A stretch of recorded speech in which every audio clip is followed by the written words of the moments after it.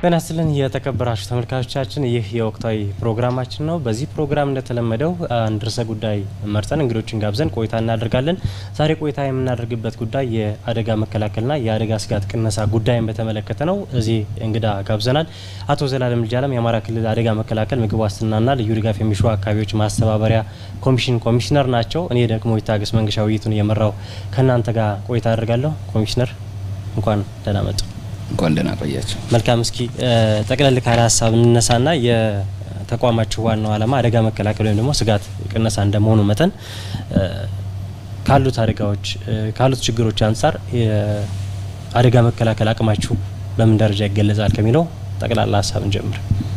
እንዳነሳው የኛ ተቋም ዋነኛ ተልእኮው በሰው ሰራሽና ተፈጥሮ አደጋዎች የሚፈጠሩ ችግሮችን ቀድሞ የመከላከል ስራ ላይ ትኩረት አድርጎ ይሰራል። ችግር በተፈጠረበት ወቅትም ደግሞ ችግሩ የከፋ ጉዳትና አደጋ ከማድረሱ በፊት ለመከላከል የሚያስችል የችግር ቅነሳ ስራ ይሰራል። በሶስተኛ ደረጃ ደግሞ በችግሩ ጉዳት የደረሰባቸው የህብረተሰብ ክፍሎችን ከተለያዩ አጋር ድርጅቶች ጋር በመሆን የማቋቋምና የመደገፍ ስራ ይሰራል። ይህን ስራ ስናከናውን እንግዲህ ያው የተለያዩ አደረጃጀቶች አሉን። ከክልል ጀምሮ እስከ ቀበሌ ድረስ የተዘረጋ አደረጃጀት አለ። በዋነኛነት የአደጋ ስጋት መከላከል ግብረ ኃይል የሚባል አለን። በክልል ደረጃ ክቡር ርዕሰ መስተዳድሩ የሚመሩት፣ በዞን ደረጃ ደግሞ በተመሳሳይ የዞን አስተዳዳሪዎች የሚመሩት አደረጃጀት አለ። በተመሳሳይም የወረዳ አስተዳዳሪዎች፣ ቀበሌ ላይ የቀበሌ አስተዳዳሪዎች ይመሩታል። ይሄ የአደጋ መከላከል ዝግጁነት ኮሚቴ ይባላል በግብረ ኃይል ደረጃ። ከዚህ ኮሚቴ በታች ደግሞ በየደረጃው የቴክኒክ ኮሚቴዎች ከተለያዩ ተቋማት የአደጋ ስጋትን የሚመለከታቸው ተቋማት የተወጣጡበት የራሱን የቻለ የቴክኒክ ኮሚቴ ያለ፣ ተጣሪነቱ ለአደጋ መከላከልና ዝግጁነት ኮሚቴ በሚባለው በየደረጃው ላሉ የአደረጃጀት ተፈጥሯል። በዚህ አደረጃጀት ውስጥ እንግዲህ የክልሉን የአደጋ ስጋት ለመቀነስ የሚያስችል ስራዎች እየተሰሩ ያሉበት ሁኔታ ነው ያለው። መልካም። እንግዲህ የቅርብ ጊዜ የአየር ትንበያዎችን ስንመለከት በርካታ ችግሮች ወይም ደግሞ ከተለመደው የዝናብ መጠን በላይ ከፍ ያለ አደጋ ሊያስከትል እንደሚችል የሚገልጹ ትንበያዎች ነበሩ። ከአትላንቲክ የሚነሳው ዝናብ ያዘለ አየር እንደሚኖርና ተከታታይ ስጋቶችን ሊደቅ እንደሚችልም ትንበያዎች አስቀምጠዋል። ያንን መሰረት አድርጋችሁ እናንተም እኛም ጋር ስቱዲዮ መጣችሁ በተመሳሳይ ሀሳቡን መስጠታችሁ ይታወሳልና በዛ ልክ አልተንቀሳቀሳችሁ የሚል ሀሳብ ይነሳል። ለአብነት ብናነሳ ባህር ዳር ዙሪያ ወረዳ፣ ሰሜን ሸዋ አካባቢ፣ እዚህም ደግሞ ደቡብ ጎንደር አካባቢ ያሉትን ለአብነት ያክል ነው ማነሳቸው። ሌሎችም ቦታዎች አሉ። ከትንበያው ጋር በተጋጨ መልኩ አደጋዎችን መቆጣጠር አልተቻለም የሚል ቅሬታዎች ያነሳሉ። የኔ ጥያቄ የሚሆነው ለምን ይሄን ማድረግ አልቻላችሁም? ይሄን ማድረግ ያልቻላችሁበት ደግሞ ይሄንን መፍታት የሚያስችል ለመፍጸም የሚያስችል አደረጃጀት አለው? የመጀመሪያ እንግዲህ ከዚህ ከጎርፍ ጋር ተያይዞ የተነሳው ጉዳይ በሚመለከት አንተም እንዳነሳው የዘንድሮ የዝናብ መጠን ከመደበኛ ስርጭት በላይ ነው። ይሄ የአየር ትንበያ መረጃ ነው። በተግባርም እየሆነ ያየነው ነው። እንግዲህ ይህንን መረጃ መሰረት አድርገን ጉዳት ከመድረሱ በፊት ለመከላከል የሚያስችል ራሱን የቻለ የጎርፍ መከላከያ መጠባበቂያ እቅድ አዘጋጅተናል። በዚህ እቅድ ውስጥ በእኛ ራፍ የሆነ አሰስመንት ከ46,000 ህዝብ በላይ ሊፈናቀል ይችላልና ይሄ ጉዳት በህብረተሰቡ ውስጥ እንዳይደርስ የሚያስችል ዝግጅት ለማድረግ ጥረት አድርገናል። በዚህ መሰረትም እየሰራን ያለንበት ሁኔታ ነው ያለ።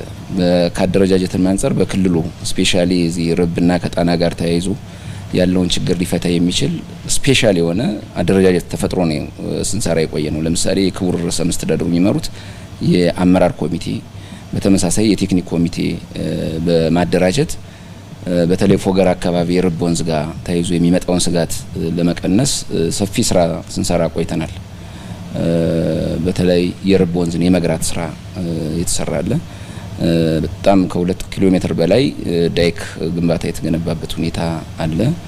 እንደውም ይሄ ፕሮጀክት ባለማለቁ ምክንያት ህብረተሰቡ ላይ ችግር ይፈጥራል በሚል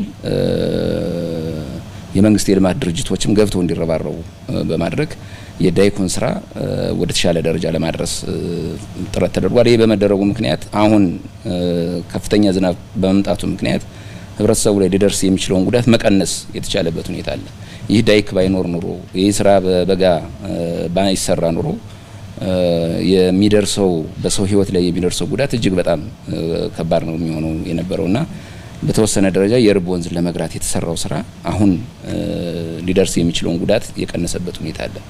በተመሳሳይ የክልሉ መንግስት ከ10.1 ሚሊዮን ብር በላይ በመመደብ በሰባት ዞኖች ለ21 ወረዳዎች የገንዘብ ድጋፍ አድርጓል። ጎርፍን ለመከላከል የሚያስችል ስራዎች እንዲሰሩ ማለት ነው።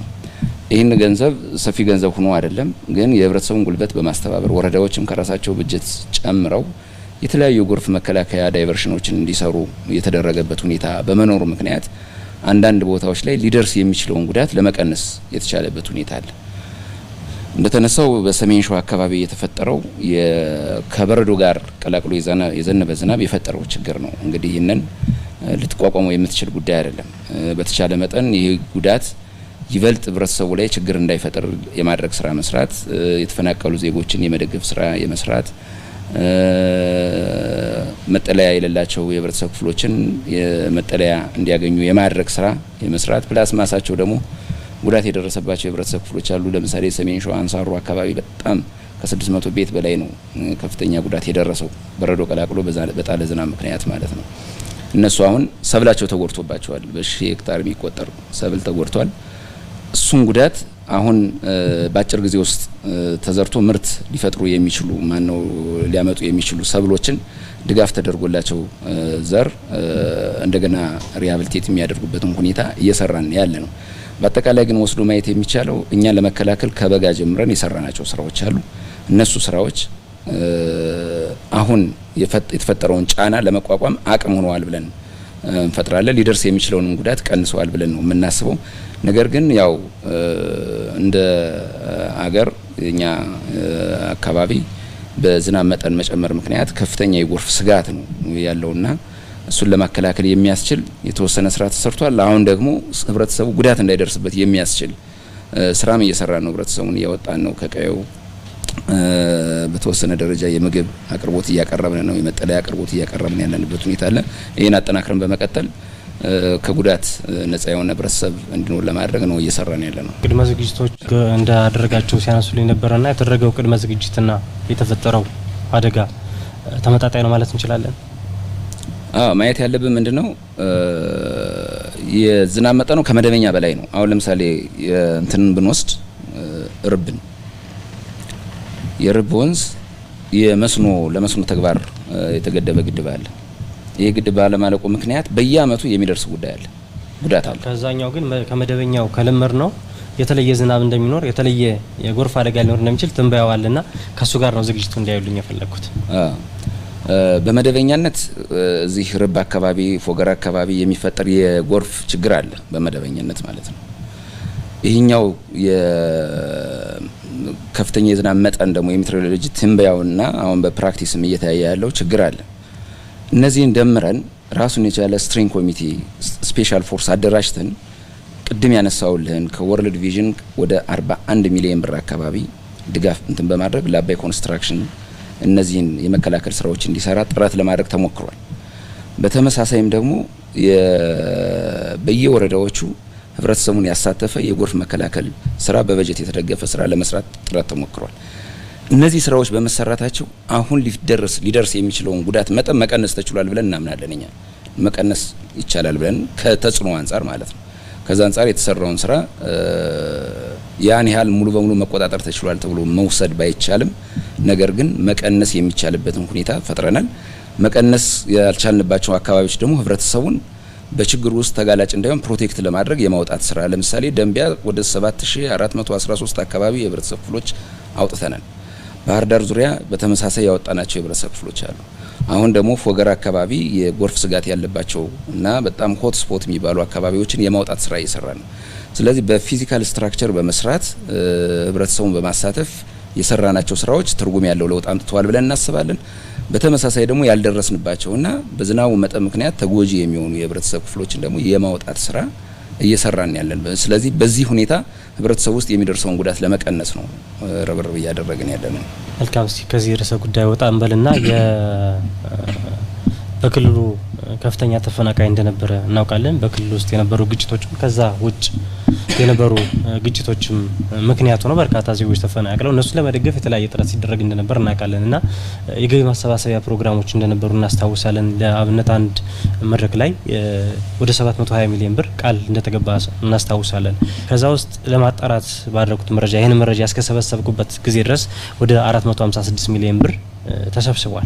ከዚህ ውስጥ ደግሞ ወደ 217 ሚሊዮን አካባቢ ጥቅም ላይ እንደዋላችሁ የሚገልጽ ሪፖርት ያመጡ ሪፖርት ይመስለኛል ተመልክቻለሁ። ነገር ግን ወደ 264 ወይም ከ260 ሚሊዮን በላይ አልተሰበሰበም። አሁን የገንዘቡ ስብሰባ ምን ደረጃ ላይ ይገኛል? ለምን አልተሰበሰበም? ቀሪው ምንድነው ችግሩ? ያው እንግዲህ ይሄ አንተም እንዳነሳው በአማራ ክልል በተፈጠረ መፈናቀል በውስጥም በውጭም በውስጥ ማለት በጎንደርና አካባቢው ተፈጥሮ በነበረው ግጭት ምክንያት የተፈናቀሉ የህብረተሰብ ክፍሎች አሉ። ከተለያዩ ክልሎች ደግሞ በተፈጠረ ግጭት ምክንያት የተፈናቀሉና ወደ ክልላችን የመጡ የህብረተሰብ ክፍሎች አሉ። እነሱን ለመደገፍና ለማቋቋም ራሱን የቻለ አንድ አደረጃጀት ተፈጥሮ ከነጋዴው ማህበረሰብ ከህብረተሰቡ የሀብት ማፈላለግ ስራ ተሰርቷል። አንተም እንዳነሳው ከቁጥር አንጻር ከወጭ ገቢ አንጻርና ቃል ከተገባው አንጻር አንተ ያነሳው ዳታ ነው ትክክለኛው ዳታ። ይሄ ዳታ እስከ ሰኔ 30 ድረስ ያለ ዳታ ነው። 720 ሚሊዮን ብር ቃል ተገብቷል። ያልተሰበሰበ ገንዘብ አለ። እንግዲህ ይሄ ድጋፍ በፍላጎት ላይ የተመሰረተ ድጋፍ ነው። በፍላጎት ላይ የተመሰረተ ድጋፍ ከመሆኑ ጋር ተያይዞ ድጋፍ ያላደረጉ የህብረተሰብ ክፍሎች አሉ ቃል ገብተው እነሱን በደብዳቤ ለመጠየቅ ጥረት አድርገናል። እንግዲህ አሁን ያለው የንግድ እንቅስቃሴ ከመዳከሙ ጋር ተያይዞ እና በተለያዩ ምክንያቶች እስካሁን ድረስ ገቢ አልተደረገም። በእርግጠኝነት ወደፊት አሁንም ጥያቄያችን ገፍተን እንጠይቃለን። ትልቅ ገንዘብ ቃል የገቡ የህብረተሰብ ክፍሎች አሉ፣ ነጋዴዎች አሉ፣ ግለሰቦች አሉ፣ ድርጅቶች አሉ እና እነሱ በእርግጠኝነት በቀጣይ በምናደርገው ኮሚኒኬሽን የገቡትን ቃል ድጋፍ ያደርጋሉ ብለን እናስባለን እንጂ ያው ድጋፍ በፍላጎት ላይ የተመሰረተ ስለሆነ ከመጠየቅ ባለፈ ልታስገድድ የሚችልበት ሁኔታ የለም። ስለዚህ እኛ እየጠየቅናቸው ነው፣ ይሰጣሉ ብለን ደግሞ ተስፋ እናደርጋለን። ከዚህ ቀደም በገቢ ማሰባሰቢያ ፕሮግራሞች ላይ በርካታ ገንዘቦች ቃል ይገባሉ። ቃል ከተገቡ በኋላ ግን ገንዘቦቹ አይገኙም። የነዚህ ገንዘቦች መገኘት አለመገኘት የሚታወቀው በሪፖርቶቹ ነው ሲገለጽ ነው። ነገር ግን ማህበረሰቡ ይህን ያህል ገንዘብ ድጋፍ ተደርጓል በሚል ተጨማሪ ድጋፍ ከማድረግ እንዲቆጠብ እንደሚያደርጉ ብዙ ጊዜ ይነሳልና ቃል የተገባ ወደ 720 ሚሊዮን ብር አለ። የተሰበሰበው ወደ 456 ሚሊዮን ብር አካባቢ ምናልባት ቁጥሩ ሊጨምር ይችላል ነው ያለው። በርካታ ገንዘብ አለው በሚል ተቋሙ የሚደረጉ ድጋፎች ቀንሰዋል ወይ? ምን አይነት ተጽዕኖ አሳደረባችሁ? እዚህ ከተፈናቃይ ጋር ተያይዞ ህብረተሰቡ ውስጥ የሚነሳ ጉዳይ አለ። ካሁን በፊትም የጥያቄ እናንተ ጋር ተነስቶ ምን ላይ ሰጠናል። አንድ ግልጽ መሆን ያለበት ይህ የተፈናቃይ ገንዘብ ለተፈናቃዮች ብቻ ነው የሚውለው። ካሁን በፊት ያልነበረ አዲስ መመሪያ አውጥተናል። አሁን የተፈናቃዮች ገንዘብ የሚመራበት መመሪያ ተዘጋጅቷል። ኢቨን ኢፍ አሁን እኛ ተፈናቃዮችን ለመደገፍ በምንሄድበት ሰዓት ባለሙያ መሄድ አመራር መሄድ የነዳጅ ያበል ምናምን ከመደበኛ በጀቱ ካልሆነ በስተቀር ከተፈናቃይ ይነሳ ራሱን የቻለ ግልጽ የሆነ አሰራር ተቀምጦለታል። ይሄም በኮሚቴ ነው የሚመራው። የክልሉ ምክትል ርዕሰ መስተዳድር አንድ የተደራጀ በሳቸው የሚመራ አንድ ቡድን አለ። በየወሩ ይገመገማል። ስራው ያለበት ደረጃ ከወጪ አንጻር የወጣው ወጪ ስራውና ወጪው ተመጣጣኝ ነው ወይስ አይደለም ይገመገማል። በቀጣይ የሚወጡ ወጪዎች ዳይሬክሽን ይሰጥባቸዋል። በዚህ መልኩ ነው ገንዘቡ እንትን የሚለውና የመባከን እድሉ በጣም ጠባብ ነው። በእኛ ተቋም ብቻ ሳይሆን በኮሚቴ የሚመራ ጉዳይ ስለሆነ ማለት ነው። ከዚህ አንጻር ግልጽ የሆነ አሰራር ነው ያለው። ለተፈናቃዮች ብቻ ነው አገልግሎት የሚሆነው። ለኛ አድሚኒስትሬሽን ኮስት ራሱ ምንም አይነት ኮስት አንጠቀም። ምናልባት ለዞኖችና ለወረዳዎች ስራ በሚሰሩበት ሰዓት ላይ የሚደረግ ድጋፍ ሊኖር ይችላል። ከዛ ውጭ ግን ክልሉ እንደ ክልል 5 ሳንቲም ከተፈናቃይ ገንዘብ አይጠቀምም። ለነሱ ነው የሚውለው። ለነሱ ተደራሽ ለማድረግ ነው እና ብክነትን እንዲከላከል የሚችል አሰራር ዘርግተን ነው እየሰራን ያለ ነው። ያው መረጃ በአግባቡ ከማድረስ አንጻር የራሱ የሆነ ክፍተት ስላለ ይመስለኛል ህብረተሰቡ የተለያዩ የተዛቡ መረጃዎች ስለሚደርሱት ከፍተኛ ድጋፍ እንደተደረገና እርግጥ ከፍተኛ ድጋፍ ነው ህብረተሰቡ ያደረገው ድጋፍ፣ ነገር ግን ደግሞ ቀጣይ ድጋፍ የማያስፈልግ አይነት አርጎ የማየት ቴንደንሲዎች አሉ። እንግዲህ ያለው ነገር 720 ሚሊዮን ብር ተሰበሰበ፣ 450 ማን ነው ቃል ተገባ 456 አካባቢ ነው ገቢ የተደረገው። ወደ 200 ምናምን ሚሊዮን ብር ቀሪ ያለ ተጠቅመን ማለት ነው። ይሄ ገንዘብ ከህብረተሰባችን ውስጥ ካለው ችግር አንጻር ሲታይ ምንም ማለት አይደለም። እንደ ክልል አንድ ደንብ የተቋቋመ አለ፣ የአደጋ መከላከል ፈንድ የሚባል ማለት ነው። እሱ ደንብ ተቋቋመ ነው ወጥቷል። በቀጣይነት መንግስታዊ ከሆኑ ድርጅቶች ካልሆኑ ድርጅቶች ከህብረተሰቡ ከነጋዴው ማህበረሰብ ከድርጅቶች ለአደጋ ምላሽ የሚሆን ሀብት የማሰባሰብ ስራ በቀጣይነት እንሰራለን። ይሄ የክልሉ መንግስት በደንብ አጽድቆ ለኛ ተቋም የሰጠው ነው። ስለዚህ ይህን በተግባር ስንገባ ህብረተሰቡ በሚያደርገው ድጋፍ ፈጣን የሆነና ተገቢውን ድጋፍ ልንሰጥ የምንችልበትን እድል ይፈጥራል ብለን እናስባለን። ስለዚህ ከዚህ አንጻር በቂ ገንዘብ አለ ተብሎ የሚወሰድ አይደለም። በቀጣይም እየገጠሙን ያሉ ችግሮች አሉ። እነዛን ችግሮች በዘለቄታ ለማቋቋም ህብረተሰባችን ተጨማሪ ድጋፎች ያስፈልጋሉ። በዚህም ደግሞ ህብረተሰቡ ድጋፍ ማድረግ መቻል አለበት። ቃል የገቡ የህብረተሰብ ክፍሎችና ገንዘቡን ያልሰጡ የህብረተሰብ ክፍሎችም ይሰጡናል የሚል እምነት ነው ያለን። ይህንም በዚህ አጋጣሚ በአጭር ጊዜ ውስጥ ገቢ ሊያደርጉ የሚችሉበትን እድል ቢያመቻቹልን ለምንሰጠው ምላሽ እጅግ በጣም ትልቅ አቅም ይሆናል ብለን ነው የምናስበው። የገንዘብ አሰባሰቡ ላይ እንግዲህ በየዞኖቹ በየከተሞቹ አካባቢም ተመሳሳይ የማሰባሰብ ሂደት እንዳለ ይታወቃልና በዞኖች በከተሞች አካባቢ የተሰበሰበው ገንዘብ ገቢ ተደርጓል። እሱ ላይ መሰረታዊ ችግር አለ። በየዞኖቹ ከህብረተሰቡ ገንዘብ እንዲሰበሰብ የተላኩ ደረሰኞች አሉ፣ በየዞኖቹ ማለት ነው። ያን ያህል ሰፋፊ ገንዘብ ተሰብስቧል ባይባልም የተወሰኑ ገንዘቦች የተሰበሰቡ አሉ። እነሱ የተወሰኑት እየገቡ ያሉበት ሁኔታ አለ ከህብረተሰቡ ማለት ነው። ያልገቡ ገንዘቦች አሉ። ስለዚህ በአጭር ጊዜ ውስጥ ለሁሉም ዞኖች ሰርኩላር በክቡር ምክትል ርዕሰ መስተዳድሩ ተጽፏል። ገንዘቡን በአጭር ጊዜ ውስጥ ወደ ባንካችን አካውንት እንዲያስገቡና ደረሰኙ እንዲመልሱ ተብሏል። ግን ይሄ ከ720 ሚሊዮን ብሩ ውጭ ነው። ድጋፍ አሰጣጥ ጋር በተገናኘ እስኪ ሀሳብ ላንሳና አንዳንድ ቦታዎች ላይ ያልተገቡ ሰዎችን በድጋፍ ማዕቀፍ ውስጥ የማስገባት ከዛ በተረፈ ደግሞ ተገቢው የተጎጂው አካል ድጋፉን ሳያገኝ የመቅረት ሁኔታ እንደ ጉድለት ይነሳልና በዚህ ረገድ የገጠማቸው ፈተና አለ ወይ? ከዛ በተረፈ በቂ ድጋፍ አናገኝ የሚል ሀሳብ አላቸው። ለአብነት ራያና ቆቦ አካባቢ ለማጣራት ሞክር ያለው ከዘይት ጋር በተያያዘ እንደዚህ ከምግብ አቅርቦት ጋር በተያያዘ ችግሮች እንዳሉ ያነሳሉና በዚህ ረገድ ያላችሁ እይታ ምንድን ነው የሚመስለው? ትክክል ነው። ይሄ ተፈናቃይ መረጃ ጋር ተያይዞ የሚስተዋል ክሪቲካል ችግር አለ። እኛም ጋር ሌሎች ክልሎች ጋር ብቻ ሳይሆን እኛም ጋር እንደዚህ አይነት ችግር አለ። ሳይፈናቀሉ ተፈናቃይ ነው ብሎ ድጋፍ የመውሰድ አለ። በተመሳሳይም ደግሞ ተፈናቅለው ደግሞ ድጋፍ ማንደርስላቸው የህብረተሰብ ክፍሎች አሉ። በተቻለ መጠን በዚህ አመት የተጠራ መረጃ ለመሰብሰብ ጥረት ተደርጓል። ከቤንሻንጉል ክልል ተፈናቅለው የመጡ የህብረተሰብ ክፍሎች ሪኳየርመንት አውጥተን ተፈናቃይ ስለመሆናቸው ማረጋገጫ መታወቂያ ያላቸው መሆን አለባቸው፣ ወይ እርሻ እዛ ሲያርሱ የነበሩ መሆን አለባቸው። የተለያዩ ሪኳየርመንቶችን አውጥተን ትክክለኛ ተፈናቃይ መሆናቸውን የማጥራት ስራ እየሰራን ያለንበት ሁኔታ አለ። በተመሳሳይ በውስጣችን ጎንደር አካባቢ ሳይፈናቀሉ የድጋፍ ሲወስዱ የነበሩ የህብረተሰብ ክፍሎች አሉ። እሱንም ለማጥራት የወረዳ አስተዳዳሪዎች፣ የቀበሌ አስተዳዳሪዎች በትክክል እዛ ቀበሌ ላይ የተፈናቀሉ ስለመሆናቸው መረጃ እንዲሰጡ በማድረግ ያጠራንበት ሁኔታ አለ። ኖርማሊ በሚመለሱበት ሰዓት እንደ ትልቅ ሶሉሽን የወሰድ ነው ወደ ቀያቸው ስንመልስ እነዛ በትክክለኛ ባልሆነ መንገድ ሲወስዱ የነበሩ የህብረተሰብ ክፍሎች መግቢያ ነው ያጡት። ምክንያቱም ከዛ በኋላ እኛ ድጋፍ የምንሰጠው ቀያቸው ላይ ስለሆነ ማለት ነው። ቀያቸው ላይ በመሆኑ ምክንያት ያልተፈናቀለው ሰው እዛ ላይ ሊሄድ የሚችልበት እድል ስለሌለ በዛ መልኩ ለማጥራት ጥረት ተደርጓል እና እንዳነሳው ከፍተኛ የሆነ ችግር ነበር።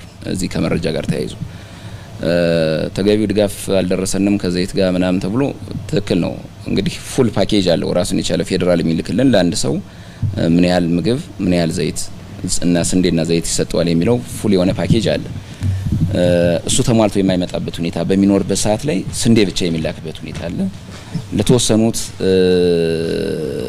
ዘይት ደርሶ ለተወሰኑት የማይደርስበት ሁኔታ አለ። እንግዲህ ይሄ በአሰራር የሚፈጠር ክፍተት ከመኖር ጋር ተያይዞ ያለ ችግር ነው እና ኮምፕሌኑ ትክክለኛ ኮምፕሌን ነው። መልካም እንግዲህ በሀገራችን ቀደም ሲልም በክልላችን ውስጥም ከክልላችን ውጭም የተፈጠሩ ግጭቶችን አይተናል። በሀገር አቀፍ ደረጃም በርካታ ግጭቶችን ተመልክተናል። ያንን ተከትሎ በርካታ ተፈናቃዮች ነበሩ። የእናንተ ተቋም ከምንም ጊዜው በተለየ መልኩ ጫና በዝቶበት እንደነበር ይታወቃል። ከዚህ አንጻር ቀጣይ የተተነበዩ አደጋዎች አሉ። አሁን የጎርፍን የተፈጥሮን አደጋ ላብነት ብናነሳ ይህንን ከመቋቋም አኳያ ተቋማችሁ ምን ያህል ብቁ ነው? ያው የማስተባበር ሚና እንዳላችሁ አውቃለሁ በዋናነት ነገር ግን ተቋማችሁ ያንን ለመፈጸም የማስተባበር ሚናውን ለመወጣት ምን ያህል አቅም አለው? እንዳነሳው የአደጋ መከላከል ምግብ ዋስትናና ልዩ ድጋፍ የሚሹ አካባቢዎች ማስተባበሪያ ኮሚሽን ነው የሚባለውና የአደጋ ስጋት ይለያል። በጥናት ላይ ተመስርቶ በዛ ላይ የተመሰረተ የአደጋ ስጋት እቅድ ያዘጋጃል። ለእቅዱን ወደ ተግባር በሚለውጥበት ሰዓት ላይ ሌሎች ሴክተሮችን መንግስታዊ የሆኑ ድርጅቶችን መንግስታዊ ያልሆኑ ድርጅቶችን ያሳትፋል። በዚህ መልኩ ነው ስራ እና በእኛ ተቋም አቅም ብቻ አይደለም የአደጋ ስጋት መከላከል ተግባሩ የሚከናወነው የሌሎችን ተቋማት አቅምን በማስተባበር ነው የምንፈጽመው። ከኛ አንጻር የኛን ተቋም ብቻውን ከማየት አንጻር አሁን ባልኩት ሁኔታ ዋነኛው ተግባርህን ለመፈጸም የሚያስችል አደረጃጀት ነው። ከአደረጃጀት አንጻር ቅድም ያነሳሁት ሁኔታ አለ። ግን እነዚህ አደረጃጀቶች ሞር ፋንክሽናል አይደሉም። ይበልጥ ማጠናከር የሚጠይቁ ናቸው ብዬ አስባለሁ። ከግብአትም አንጻር ራሱ ወስደን ስናይ የተቋሙን አቅም ብንወስድ ለተጎጂዎች ፈጥኖ ለመድረስ የሚያስችል አቅም አለው ተብሎ መውሰድ አይቻልም። ለምሳሌ የትራንስፖርት አክሰስኛ በኪራይ ትራንስፖርት ነው የምንጠቀመው እና ጨረታ ወጥቶ ተከራይተህ እሱን ኦርደር አድርገህ ነው እንግዲህ ለጉዳት የምትደርሰው እና በአስቸጋሪ ሁኔታ ውስጥ ሆነን ነው ህብረተሰቡን ለመታደግ እየሰራን ያለ። ኢቭን if የራሱ እንኳን መጋዘን የሌለው ተቋም ነው፣ በኪራይ መጋዘን ነው የምንኖረው እና በእንደዚህ አስቸጋሪ ሁኔታዎች ውስጥ ሆነን ነው ችግርን ለመፍታት ጥረት እያደረግን ያለ ነው። እንግዲህ ከክልሉ መንግስት ጋር እየተነጋገርን ነው። የክልሉ መንግስት አሁን እነዚህ ያነሷቸውን ችግሮች ሊፈታ የሚችል እርምጃዎች ይወስዳል ብዬ አስባለሁ። አሁን ባለው ሁኔታ ግን በሰው ሰራሽም የተፈጥሮ አደጋም እየደረሰ ያለበት ሁኔታ በመኖሩ የኛ ተቋምና አቅም ወስዶ ሲታይ ለህብረተሰቡ ተደራሽ ለመሆን ለችግረኞች ተደራሽ ለመሆን የሚያስችል አቅም አለው ተብሎ የሚወሰድ አይደለም። ጥሩ። አሁን ማነሳው አሃዝ የነ መረጃ እስካጠናከርኩበት ጊዜ ያለ ቁጥር ነውና ዜጎችን በዘላቂነት ማቋቋም ዳግም አደጋን ከመከላከል አኳያም ከፍተኛ ሚና እንዳለው ይታወቃልና ተቋማችን በዚህ ረገድ እንደሚሰራ ይታወቃል። ከዚህ አንጻር ለአብነት ያክል ማዕከላዊ ጎንደር አካባቢ የነበረውን አነሳለሁ። ወደ 5083 ቤቶች አካባቢ ተቃጥለው እንደነበር ሪፖርቶችን ተመልክቻለሁ። ከዛ ጋር በተያያዘ ወደ 4700 በድጋሚ ተገንብተው ዜጎቹ ወደ ቤታቸው እንዲመለሱ ጥረት እንዳደረጋችሁ ይታወቃል። 2011 ዓ.ም ላይ የዘር አቅርቦትም እንደተከናወነና ዜጎች ራሳቸውን የሚችሉበት መንገድ ጥረት ስታደርጉ እንደነበር ይታወቃል። ነገር ግን በሚፈለገው ልክ ውጤታማ አልነበረም ወይ ደግሞ 100% የተፈጸመ አይደለም የሚል ክፍተቶች ይነሳሉና በዘላቂነት ከማቋቋም አኳያ የሄዳችሁበት ርቀት አኗሊ ነው ምናንሳው አመቱ መጨረሻ እንደመሆኑ መጠን እንዴት ይገመገማል? እንዴት ታዩታላችሁ? በውስጣችን የነበረውን መፈናቀል በሚመለከት በዚህ አመትም ባለፈው አመትም በጣም ጥሩ ስራዎች ከኛ ተቋም አንጻር ተሰርተዋል ብሎ መውሰድ ይቻላል። ለምሳሌ ተፈናቃዮች መጠለያ እንዲያገኙ በተፈናቀሉበት አካባቢ ተደርጓል። ተከታታይ የሆነ ባልተቆራረጠ መንገድ ድጋፍ የሚያገኙበትን ሁኔታ ለመፍጠር ጥረት ተደርጓል። ተፈናቃዮችንም መልሶ ለማቋቋም የተሰራው ስራም እጅግ በጣም ጥሩ ስራ ነው ተብሎ ነው የሚወሰደው። እንዳልከው የተፈናቃዮችን ለመመለስ የመጀመሪያው ጉዳይ አካባቢው ሰላምና ደህንነት ማረጋገጥ አለበት። ይሄ በክልሉ መንግስት ስለተሰራ በጣም እንደ ትልቅ ምቹ ሁኔታ ወስደን 4000 ምናምን ቤት ብቻ ሳይሆን ወደ 6000 አካባቢ ቤቶች ተገንብተዋል። 6000 አካባቢ ቤቶች ተገንብተው ዜጎች ወደ ቀያቸው እንዲመለሱ የተደረገበት ሁኔታ አለ። ኖርማሊ በዚህ አመት ብቻ እንኳን 46000 ተፈናቃዮች ናቸው ወደ ቀያቸው እንዲመለሱ የተደረገ። ኖርማሊ እዛ አካባቢ ያለ ተፈናቃይ ሙሉ በሙሉ ወደ ነበረበት ሁኔታ የገባበት ሁኔታ አለ በውስጣችን ያለው ማለት ነው። የሚቀሩ አንዳንድ ተፈናቃይነን አይደለንም የሚል እንትኖች አሉ። እነሱ በመረጃ ውስን ቁጥሮች እነሱም መረጃ የማጥራት ስራ ይሰራል። በአጠቃላይ ግን እዛ አካባቢ ተፈናቅሎ የነበረው የህብረተሰብ ክፍል ወደ ቀየው የገባበት ሁኔታ ነው ያለው። ወደ ቀየው ሲገባ እንግዲህ ያው ተፈናቅለው የከረሙ ከመሆናቸው ጋር ተያይዞ የድጋፍ ያስፈልጋቸዋል። እርሻ አርሰው ምርት አምርተው ወደ መደበኛ ኑሯቸው እስከሚገቡ ድረስ የቀለብ እየሰጠን ያለንበት ሁኔታ አለ። ሁለተኛ ደግሞ ለእርሻ ስራ የሚሆን ማቴሪያል ድጋፍ የተደረገበት ሁኔታ አለ። በተለይ ተፈናቅለው ከመቆየታቸው ጋር ተያይዞ ሊያርሱበት የሚችለው አቅም ስለሌለ ለእያንዳንዳቸው ከየአካባቢው ነባራዊ ሁኔታ አንጻር ተያይዞ እስከ 8500 ብር ለተፈናቀሉ ዜጎች የተሰጠበትና የእርሻ ስራ እንቅስቃሴያቸውን ውጤታማ ሊሆኑ የሚችሉበትን ሁኔታ ለመፍጠር እና የሚቋቋሙበትን ሁኔታ ለመፍጠር እነዚህን ተግባራት የሰራንበት ሁኔታ ነው ያለው እና እዚህ አካባቢ ባለፉት አመታትም 2011ም 2012ም በጣም ውጤታማ ስራ ተሰርቷል ተብሎ ይታመናል። የሚቀሩ ስራዎች እዚህ አካባቢ የተወሰነ ያላለቁ ቤቶች አሉ። እነሱን የማጠናቀቅ ስራ በቀጣይም ደግሞ ምርት አምርተው ውጤታማ ያልሆኑ የህብረተሰብ ክፍሎች ካሉ እነሱንም ደግሞ በቀጣይነት የምንደግፍበት ሁኔታ ይኖራል ብለን የምናስበው። በአጠቃላይ ግን በዚህ አመት ይህን ያህል ቁጥር ቀደም ያነሳሁትን ቁጥር እንዲመለስ የተደረገበትና ለእርሻ ስራ የሚሆን ድጋፍ የተደረገበት ወደ እርሻ ስራ እንቅስቃሴም ወደ መደበኛ ኑሯቸውም እየገቡ ያሉበት ሁኔታ ነው ያለው። ማዕከላዊ ጎንደር አካባቢ የነበረውን ሁኔታ እናስታውሳለን። በምዕራብ ጎንደርም አካባቢ ከዛ ጋር ተያይዞ ግን ድጋፎቹ የተደረጉት በአብዛኛው አርሶ አደሩን ማዕከል ያደረጉ ናቸው የሚል ኮምፕሌን ነበር። እኔም በተሳተፍኩበት አንድ ስብሰባ እንደዚህ አይነት ሀሳቦች በተደጋጋሚ ጊዜ ሲነሱ ነበር። በተለይም ሆቴላችን ተቃጥሎ በትሪትመንት ደረጃ ወይም ደግሞ በድጋፍ ደረጃ ያገኘናቸው ለማንኛውም አርሶ አደር ሰጥቶ የነበረው አነስተኛ ቆርቆሮ ለአንድ ቤት የሚሆን ቆርቆሮ በቤተሰብ ብዛት ከ5 ቤተሰብ በላይና በታች ነው። ይህ ደግሞ እኛን ያካካሰ መልሰን እንድንቋቋም የሚረዳ አይደለም የሚል ቅሬታ ሲነሳ ነበርና በዚህ ረገድ የእናንተ ተቋም ሚና አለው ወይ? ከፌዴራል መንግስት ጋር በጥምረትስ እንዴት እየሰራችሁ ነው? ይሄ ባለሀብቶችን በሚመለከት ራሱን የቻለ ፓኬጅ አለው። የጉዳት መጠኑን በኢንቨስትመንት ኮሚቴ ታይቶ ለክልሉ መንግስት ይቀርብና የክልሉ መንግስት ከፌዴራል መንግስት ጋር በመነጋገር ድጋፍ ያደርጋል። እኛ ዝቅተኛ የኑሮ ደረጃ ያላቸው የህብረተሰብ ክፍሎች ላይ ትኩረት አድርገን ነው የምንሰራው ከተቋሙ ባህሪ አንጻር ማለት ነው። አርሶ አደሮች ጋር በከተማ የሚኖሩም ዝቅተኛ ነዋሪዎች ጋር ይሄ ኮምፕሌን አይ ቲንክ ጎንደር ከተማ ላይ የተነሳ ኮምፕሌን ነው።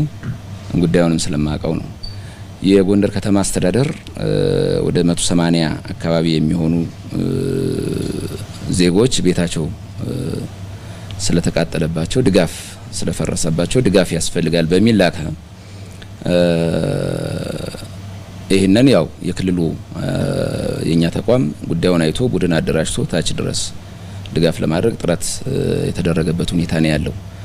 እንግዲህ እዛ ውስጥ የተገኘው ምንድነው? ባለሀብቶች ሆቴል የተቃጠለባቸው ሰዎች አሉ።